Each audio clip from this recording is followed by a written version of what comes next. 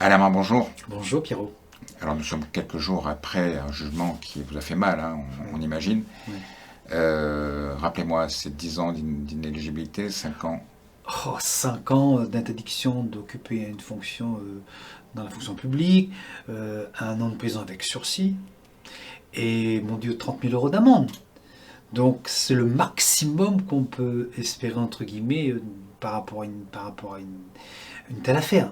J'imagine que quand vous avez entendu ça, vous étiez KO debout. J'étais KO debout parce qu'en fait, d'abord, pas une grosse incompréhension. Il y a 9 mois, je suis blanc comme neige. Oui, le tribunal, en première instance, dit vous n'êtes pas coupable. Pas coupable. Et de rien. Et sur le fond et sur la forme. 9 mois plus tard, sur le même dossier, la même chose, je suis noir comme charbon. Au point d'en prendre le maximum. Je vais me prendre à l'exemplarité, il n'y a pas de souci par rapport à cela. Mais de quoi, en fait, suis-je coupable ou responsable? Alors, C'est on est, là ça, pour parler, on est là pour parler du fond du dossier. Ah, on parle du fond. On va essayer de le faire de façon claire pour que Voilà. ceux qui nous écoutent le comprennent Voilà. bien. Qu'est-ce qu'on vous reproche? On me reproche que la Sodiac, dont j'étais le président, a signé un contrat de réservation pour acheter l'immeuble, les Mercuriales, l'immeuble de l'UMAM, L'ancien immeuble. à une société immobilière dans laquelle se trouve la Sobefi qui est mon client.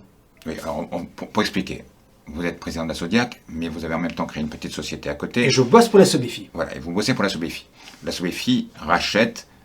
Non, la Sobefi vend à la Sodiac un immeuble dans lequel elle a des parts. Une société vend à la Sodiac Sodiac. un immeuble. C'est ça. On pense que dans cette société-là, il y a 2 actionnaires, dont la Sobefi. Voilà. Si c'est le cas, je suis coincé. Oui, vous Je êtes suis mort. conflit d'intérêt. Ah, évident. Et là, c'est normal que vous soyez condamné. Ah ben, normal. Sauf, Pierrot, c'est qu'au moment de l'acte, que lorsque la Sodiac dit OK, banco, je rachète l'immeuble de l'UMAB, après vérification et de mon avocat et du directeur général de la Sodiac, mon client, la Sobefi, n'est plus membre de la SCCV Les Glorieuses. Et depuis un moment déjà. 9 mois avant. Nous, on signe en avril et la Sobefi en est sortie depuis le mois de septembre. Donc, le conflit d'intérêt est clair. Il n'existe pas selon vous. Il y a même pire que ça. Mes avocats disent, il y a même comment il dit ça? Il y a un terme. Une opposition d'intérêt. Si effectivement, Pierrot... Non, on va aller au bout parce qu'on avait déjà raconté l'histoire et c'est intéressant que les gens le sachent. Ouais. Selon vous, non seulement la Sobefi n'était pas à l'intérieur, mais en plus, à l'époque où elle y était, elle ne souhaitait pas. Mais alors, vendre nous, la on a démontré ça au tribunal en disant, en plus de cela, Sobefi a écrit à Sodiac pour dire, moi, je ne suis pas du tout intéressé en tant qu'actionnaire de la SCCV de vendre l'opération à la Sodiac. Je fais un projet privé, ça ne m'intéresse pas d'en faire des logements sociaux. Il est en conflit ouvert avec son autre associé. Il se bagarre comme pas possible. C'est un gros conflit. Et d'ailleurs, le juge du premier jugement au tribunal me relaxe cette base-là. Ils disent quoi? On ne peut pas reprocher à M. Lamande d'avoir favorisé un ami, puisque c'est le terme qu'on emploie. Puis cet ami n'est ni demandeur ni bénéficiaire. Comment peut-on me condamner si effectivement je n'ai pas favorisé la Sobefi? Et là, le tribunal en appel, en ayant cet argument-là en tête, j'attends le jugement, semble dire que oui, mais malgré tout, la Sobefi aurait gardé un intérêt, lequel je ne sais pas. Et s'il y en a un, il faut qu'il le prouve. Il faut qu'il le prouve. En plus, là, Pierrot, la mairie de Saint-Denis et la Sodiac ont demandé 1 euro symbolique. Ce qui veut dire, il n'y a pas de préjudice pour la ville, il n'y a pas de préjudice pour la Sodiac.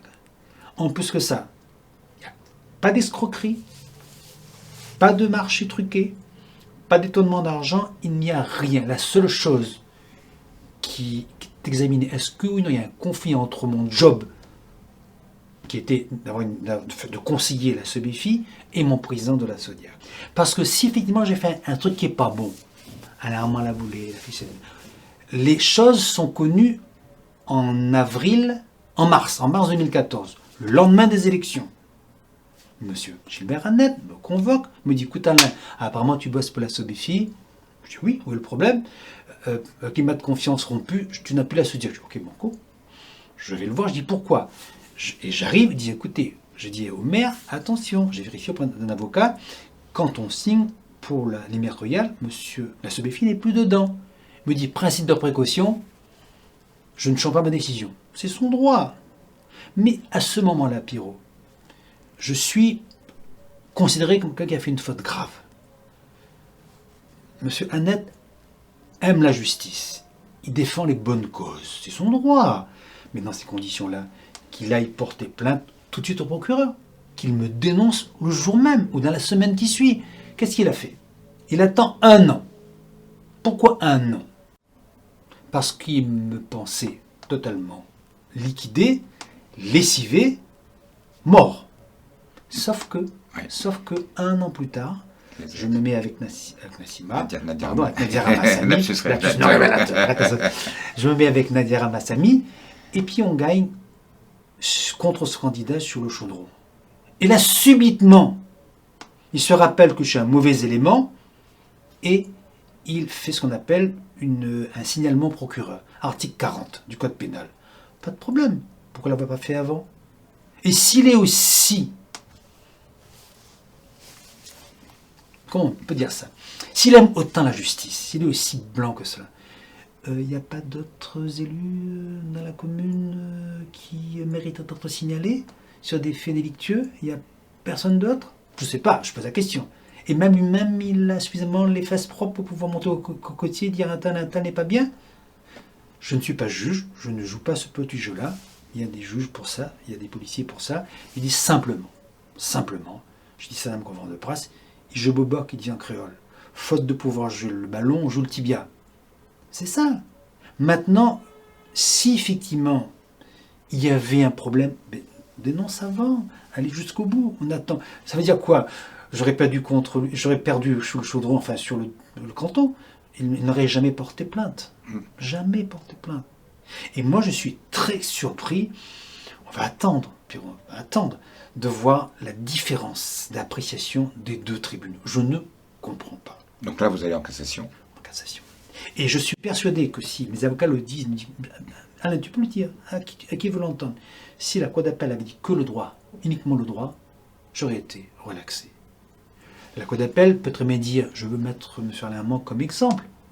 Mais d'accord, Pierrot, je veux bien être qu'on fait dans l'exemplarité, les élus pas corrompus, les élus droits, les élus qui bossent, ok. Mais où est la faute que j'ai commise? Où est-ce qu'elle est la faute? Est-ce que j'ai pas pris des précautions d'usage?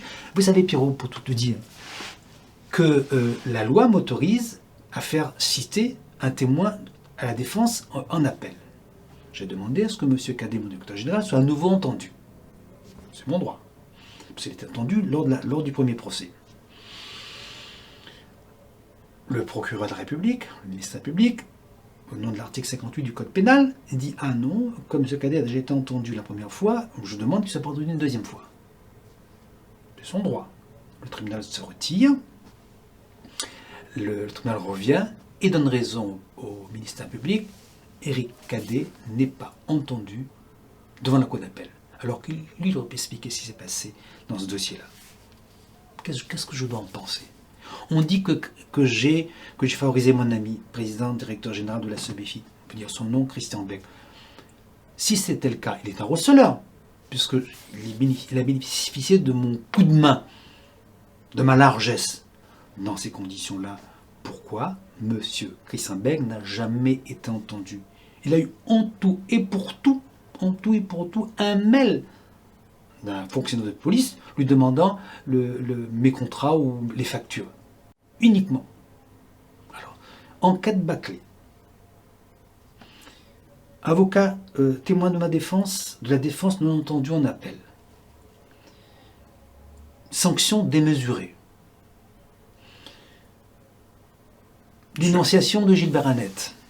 Et selon vous, le plus important, les faits qui n'existent pas, quoi. Et de surcroît sur des faits qui n'existent pas. Parce que on ne va pas entendre cet argument qui est simple. On appelle ça dans le en même temps en droit. Le en même temps. En même temps, c'est cher à Macron. Hein. Le en même temps. Il est facile à comprendre le en même temps. C'est que quand l'amant donne un coup de main à un ami, en même temps, l'ami gagne un avantage, il y gagne un avantage. Mais l'ami en question, il n'est ni demandeur, encore une fois, ni bénéficiaire. de l'absolu, où est la prise illégale d'intérêt? En quoi j'ai favorisé ou aidé la SOBIFI? À quel moment précisément? Je ne comprends pas. Bon, on va tourner la page. Allez, tournons la page. Vous êtes candidat aux élections municipales. Oui. Est-ce que, je n'ai pas prévu de poser cette question-là, mais le déroulé de l'interview, est-ce que ce qui s'est passé, la plainte de Gilbert Annette contre vous, est pour quelque chose dans votre candidature? Est-ce qu'il y a allez, on va dire des choses différemment, est-ce qu'il y a un désir de vengeance? Pas vraiment, Pierrot. Bien évidemment, tu sais, le bouc, fait mal là où ça fait mal à lui. Moi, je suis un humain. Mais je ne sais pas si c'est l'âge, je sais la philosophie de la vie que j'ai. Je me dis, je ne veux pas faire de la vengeance par rapport à ça.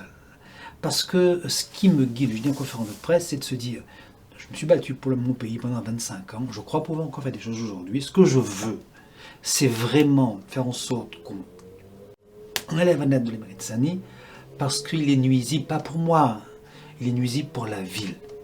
C'est pas un bon. La ville... Qu'est-ce que vous lui reprochez? Mon Dieu, 10 fois moins que ce que les gens peuvent lui reprocher. Au moins 2 ou 3 choses. C'est visible. Est-ce que oui ou non la ville a progressé en 6 ans? Ou en 12 ans maintenant, 12 ans de mandat? Est-ce qu'elle est mieux aménagée? Est-ce qu'elle est... Qu'est-ce qu'il y a eu comme aménagement? Mais justement, je vois pas. Ce qu'on voit, c'est que... J'allais vous dire qu'on a eu la Terre Océan. Je vois. Alors j'ai dit avec beaucoup de conviction, c'est que j'aurais été président de la SODIAC, j'aurais sorti le pôle Océan. En lien avec les commerçants de Stani, en lien avec eux, parce que je sais bosser avec eux. Pas de projet Océan qui sort. Le front de mer est dans un état lamentable. Les quartiers ne sont pas aménagés comme on le souhaite. Stani reste sale. Et sur un plan encore plus important, la sécurité. Quand je dis la sécurité, pas de savoir si c'est plus un moment de délinquant. Moi, j'ai rencontré une dame à la montagne qui me dit, sûrement, je vais faire campagne pour vous parce que je vous aime bien, peu importe la raison. Les marmailles entre 11, 12, 13 ans n'ont plus de repères. Il n'y a plus de cases, de MJC, de foyer chez Seigneur. On ne sait pas où mettre ces gamins quand les parents sont débordés. C'est ça aussi la sécurité. C'est comment venir en aide à des familles débordées pour lesquelles il a besoin d'encadrement et de prévention. Ça, c'est une première chose. Et deuxième chose, Pierrot, qui me paraît extrêmement grave. On dit que la ville est pour tous. Ce qui veut dire quoi? C'est que vous les blancs... C'est le slogan. il n'y a que le slogan. Ou les jeunes, ou les pauvres, ou les riches, ou fait de manière que tout le monde est respecté et plus ou moins considéré. Aujourd'hui, c'est le clan qui l'emporte sur tout le reste. Celui pas bien que le maire, celui pas où vient pas de telle origine, sous les points de son camarade, celui pas son famille, il n'a point rien pour ou traverse. C'est du favoritisme à tous les étages, à tous les niveaux. Vous avez des preuves là-dessus? Vous comptez le sortir pendant la campagne? Pierrot, il y a des preuves qui ne méritent pas d'une grosse enquête journalistique. Ouais, je pose la question avec un sourire parce que bon... Journalistique. Rendez-vous dans les mairies. Demandez la liste des gens qui ont été titularisés. Faites le point sur les embauches. Regardez qui trouve ici un camion-bar, là-bas un emplacement, ici un avantage. Regardez les associations qui sont aidées. Tout cela, regardez les entreprises qui sont favorisées. Tout cela... Regardez si les appels d'offres sont faits correctement. Bien sûr, tout cela relève effectivement d'une évidence. Le problème, c'est que je n'en sais rien parce que ce sont des faits qui sont avérés. Et vous savez, Pierrot, quand on va sur le terrain, lorsqu'on va sur le terrain, les gens qui vous le disent, je n'ai pas besoin de dire, ah, Annette, comme ci, comme ça. Les gens vous le disent, mais sûrement, il n'y a pas se gagner. Mais en tout cas, tiens boucle là parce que ne gagne plus pour telle ou telle raison. Et même le personnel communal. J'ai jamais vu ça. Je n'ai jamais vu, Pierrot, moi j'étais pendant longtemps en mairie, etc. Je n'ai jamais vu un personnel communal aussi remonté contre son maire. Je n'ai jamais vu ça. Jamais vu ça. Tellement il n'y a pas de considération. Il n'y a pas d'amour. On n'aime pas les gens, on n'aime pas son personnel. Tellement il y a un turnover extraordinaire. Et je me dis que je ne comprends pas. Moi, j'ai fréquenté Annette. Attention. On me dit, oui, Annette, t'es ton copain, maintenant vous êtes fâché comme... Oui, mais j'ai dit, moi je la joue pas, je la joue. Rappelez-vous, Jospin et Mitterrand. Et puis il y a des gens aussi qui disent que le Annette d'aujourd'hui n'est pas le même Mais qui était il y a quelques années. Ah oui, ça n'a rien à voir. C'est le jour de l'année Pierrot. Moi j'ai connu Gilbert Annette en 89. Je l'ai connu là en 2014. C'est le jour et la nuit. Ce n'est pas le même bonhomme. Ce n'est pas la même personne. Ce n'est pas celui qui a été à l'époque capable de faire un changement. Je n'accuse pas, c'est sa vie. Mais ce qui est certain, je l'ai dit dans ma conférence de presse, aujourd'hui, Gilbert déçoit énormément. Il y a une espèce de rapport au pouvoir qu'on ne comprend pas. Et puis moi, comme Jospin l'a fait à l'époque, je revendique un droit d'inventaire. Pas parce que j'étais bien avec quelqu'un hier que je dois forcément taire ses insuffisances aujourd'hui. Parce que je suis plus à gauche qu'à droite que je dois forcément défendre n'importe qui. Aujourd'hui, je pense que Saint-Denis est mal géré. Je pense qu'il y a plus d'humanité dans tout ce qu'il fait. Je pense que la ville a pris un sacré retard. Et je crois qu'il est bon de pouvoir enfin amener un vrai changement. Alors, on se demande s'il n'en a pas même pris conscience, parce qu'il y a une rumeur dont je suis en partie à l'origine, puisque j'ai fait un article hier dans la journée, disant qu'il serait de plus en plus envisagé que ce soit Erika Barrez qui soit candidate en tête de liste. Oui, mais si c'est bonnet blanc bonnet, ça mène où? Si finalement Erika Barrez se démarque et elle fait une politique différente, pourquoi pas? Mais à entendre ce qu'elle a dit un peu hier... Et qu'elle critique ce qui a été fait. Mais c'est pas le cas. À entendre ce qu'elle a fait hier, elle est vraiment dans une continuité sans discussion de ce qu'a fait son maire. Ouais. Son maire. Pardon, je m'attarderai de dire autre chose. Son maire. Elle est vraiment un copier-coller. Elle n'a même aucune différence, aucun signe de changement. Et après, Pierrot, est-ce qu'on se rappelle de son bilan en tant que ministre? Je ne suis pas sûr que... La loi sur l'égalité réelle, c'est quoi aujourd'hui? Effectivement, que si elle gère la brique comme elle a géré son ministère à l'époque, on lui donne un blanc-seing tout de suite, quoi. Bon, enfin, là, c'est un jugement qui n'engage que moi, mais je me dis qu'aujourd'hui, Barège, Annette, bonnet blanc, blanc bonnet, c'est la même chose, la même politique. On change les gens de la famille, mais on ne change pas de politique. Et les gens ont besoin de changements, Pierrot. Alors justement, si jamais demain vous étiez élu, qu'est-ce que vous changeriez sur Saint-Denis? Je crois que la première chose, c'est enfin de considérer les gens. C'est compliqué à dire ça, mais les grands projets font faire. Moi, je proposerais des choses pour Saint-Denis, horizon 2030, 2050. Il faut amener la ville vers ce rendez-vous très lointain là. Mais dans le même temps, les gens sont dans la merde. Ils ont besoin d'avoir des choses qui sont réglées au quotidien. J'ai besoin, moi, d'avoir des choses qui facilitent la vie des gens au quotidien, en matière de sécurité, en matière même de pouvoir d'achat, en matière de relations. On a besoin de gens une ville au service des gens qui sont en grande difficulté. Plus humain, Pierrot, simplement. Il n'y a pas de recette. Hein. Moi, je défends, bon, le terme est un peu barbare, de la cogestion. On en fait une affaire ensemble. Le temps où on se dit, viens voir le maire a beaucoup de problèmes, inquiète pas, tout est réglé, ça marche plus. Ça pense à quelque chose. Qu'est-ce qui vous pousse à vouloir être maire, alors que tout le monde dit que c'est le pire boulot qui existe, qu'un maire aujourd'hui, les budgets sont rétrécis, qu'il a des gens devant sa porte tous les jours pour venir l'emmerder à je sais pas quelle heure du soir. Ouais, Qu'est-ce qui vous motive? C'est ce que dit ma compagne et mes enfants et mes filles. Je crois, Pierrot, ça fait combien? 25 ans que je suis dans la politique, ou un peu plus. J'ai été aux commandes, entre guillemets, de la ville. J'ai été premier adjoint, j'ai été adjoint au maire. Et j'ai envie de me dire qu'il y a encore quelque chose de possible à Saint-Denis. Je ne peux pas laisser croire que le fatalisme, l'échec l'emporte sur tout le reste. Moi, je suis venu en politique parce que j'ai une famille modeste, j'ai connu ce que veut dire la misère. Les gens pensent que je suis né avec une cuillère d'argent dans la bouche. Non. Moi, on en parlera après, on finira là-dessus. Bon, donc là où ça m'y sort, m'y connaît que ça veut dire tout ce monde baisement dans la vie, là. M'y connaît que ça veut dire la misère. Évidemment, comme ça, côté Alain, on arrive jusqu'à là, il attend un petit bout de temps encore dans la politique. Peut-être que c'est enfin bon de voir comment on peut renouer quelque chose avec la population, de voir comment on peut ensemble apporter des solutions. Il a fini d'avoir un maire autoproclamé, un espèce de Père Noël qui décide de tout. Par contre, si la population, des élus, dans une transparence totale, se mettent ensemble, il peut changer les choses. Mais il ne peut pas partir en politique en laissant la vie dans un tel état, Pierrot. Tu es trop mordu par ça, tu as envie de faire quelque chose. Je peux demain échouer, pas de souci. Mais j'ai la conviction, la force et l'envie, au-delà forcément du pouvoir, parce que tu comprends bien que, dans certains cas, prendre sa retraite, profiter de la vie avec ses proches, avec ses amis, c'est une posture des fois plus intéressante que d'aller se coltiner forcément une mairie comme Saint-Denis. Mais voilà, je pense que c'est par conviction, par envie, parce que j'aime la politique, parce que j'aime les gens, parce que je veux changer les choses à La Réunion. Et si humblement je peux apporter ma pierre avant de tourner la page, je serai forcément un élu heureux. Alors, on arrive au terme de l'émission. Moi, j'aimerais bien finir, on parlait de l'humain, finir par l'homme, Alain Armand. Nous, on se connaît depuis une éternité. Oui.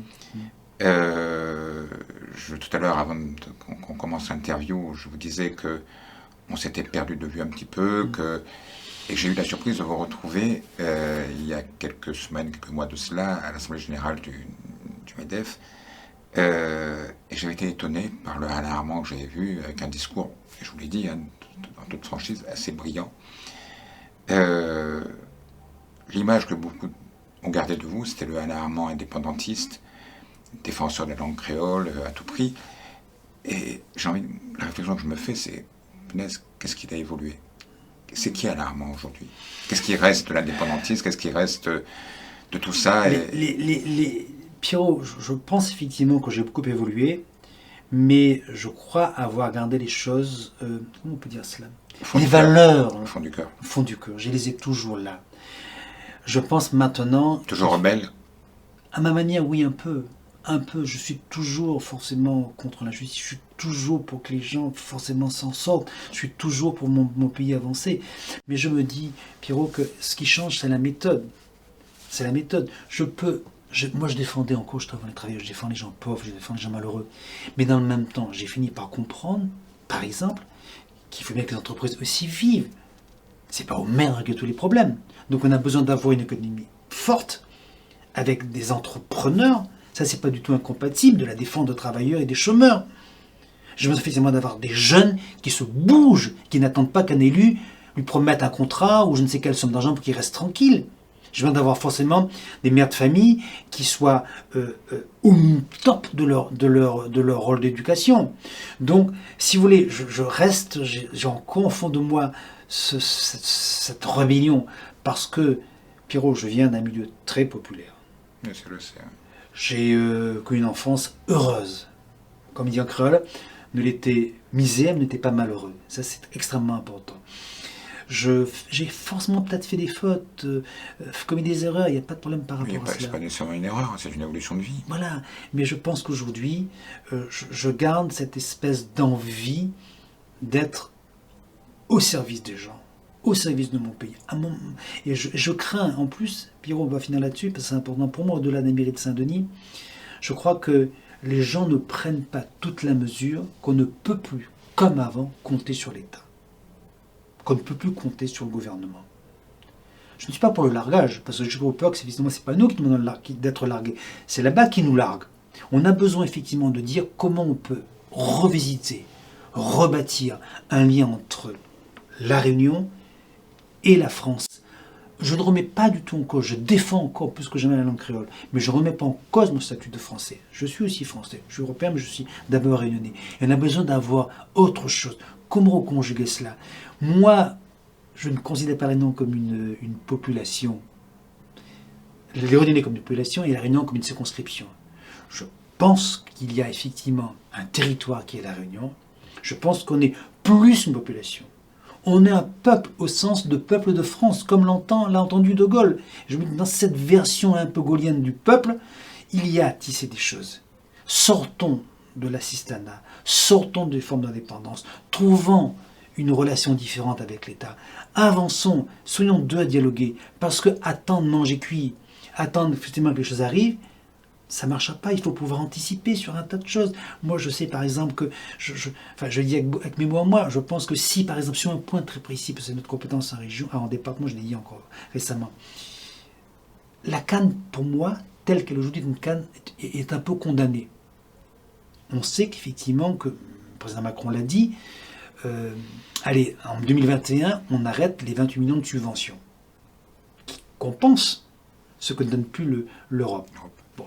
Bien évidemment, on va tous se battre pour que cette subvention soit gardée. Mais si elle n'est pas gardée, Que fait-on? Je suis pour que la canne soit présente à La Réunion, mais je suis pour que l'on regarde un système de maintien de l'agriculture, de la canne, sans cette subvention. Est-ce qu'il faut faire autrement? Est-ce qu'il faut négocier? Je ne sais pas ce qu'il faut faire, mais anticipons. Est-ce qu'on peut faire de la canne sans nécessairement faire du sucre? Sans du sucre. Mais mettons les choses sur la table, mais ne nous privons pas effectivement de cette discussion-là, anticipons. C'est pour ça qu'il faut avancer. Les Réunionnais l'ignorent peut-être, mais on peut faire beaucoup de choses avec la canne. Bien évidemment. Sans faire du sucre. Bien évidemment. Il y a des En fait, c'est la filière. Vous avez raison, c'est la filière effectivement canne-sucre qui est en cause. C'est ça. Mais quand on prend cette mesure-là, il faut se faire les yeux. Les parlementaires sont prêts à entendre cela. Mais ne misons pas sur le fait que ça va être maintenu. Oui, mais Alain Armand, je vous donne 2 exemples. Dans le cadre de cette réflexion. Un, avec la canne, avec le sucre, on peut faire de l'éthanol. À Maurice, ils en font depuis des années et des années. Comment ça se fait que nous, on ne le fasse pas? On est soi-disant plus développé, on a l'Europe derrière, et les Mauriciens font, et on n'est pas capable de faire l'éthanol qui permet aux voitures de rouler moins cher. Hein. Bien sûr, mais pour une raison fort simple, c'est qu'on est dans une logique, et tant mieux pour nous, d'économie protégée. Vous êtes planteur. Vous plantez de la canne. Vous n'avez pas intérêt à vous remettre en cause. Le quota est assuré. Le prix est assuré. Je ne vais pas me casser la tête. Hein. Je plante, je récolte. Bon, je vous donne un deuxième exemple que je donnais à David Lorion il y a quelques jours, qui était à votre place. Il y a un industriel qui a mis au point un système qui permettrait de fabriquer des bouteilles à partir du résidu de la canne. Il est venu à La Réunion, il n'a pas reçu d'aide. Il va le faire à Maurice. Moi, j'ai mangé dans une assiette récemment, et c'était marqué au dos, fabriqué à partir de la canne. Ouais. On peut tout faire. Mais c'est ça qu'il faut. C'est qu'il faut exploiter d'autres possibles.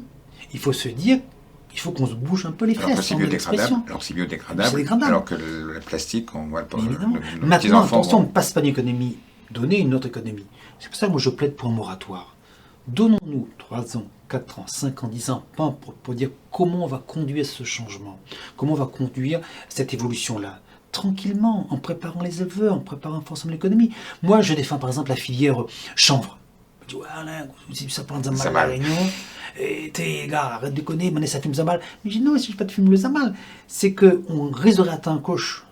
Parce qu'aujourd'hui, c'est une plante d'avenir. Tout est bon dans le chanvre. Bien sûr. Mais en tout cas, le chanvre, comme médicament, on va faire court, comme médicament, ou le chanvre comme produit pour faire tissu, chemise, n'importe quoi, c'est une plante d'avenir. Pourquoi est-on encore timide par rapport à cela? Parce que c'est zamal. C'est pas un zamal pour fumer, là. Bon, même si effectivement il y a des pays qui l'autorisent, hein. Moi je suis pas contre, hein, si effectivement il faille exporter. Aux États-Unis. Voyez, bon, pourquoi pas. Mais dans une démarche encadrée, respectueuse des lois et de la morale, on arrive à faire évoluer les choses, à trouver une culture de substitution ou de complémentarité. Pourquoi pas? Mais il faut y aller. Il faut oser. Il faut oser. Très bien. Alors, merci. Merci Pierrot. C'est très intéressant. Merci beaucoup. Puis je pense qu'on se reverra parce que la campagne est encore un peu longue et on aura l'occasion d'en reparler. Très bien. Merci beaucoup Pierrot. Bon week-end à vous. Merci.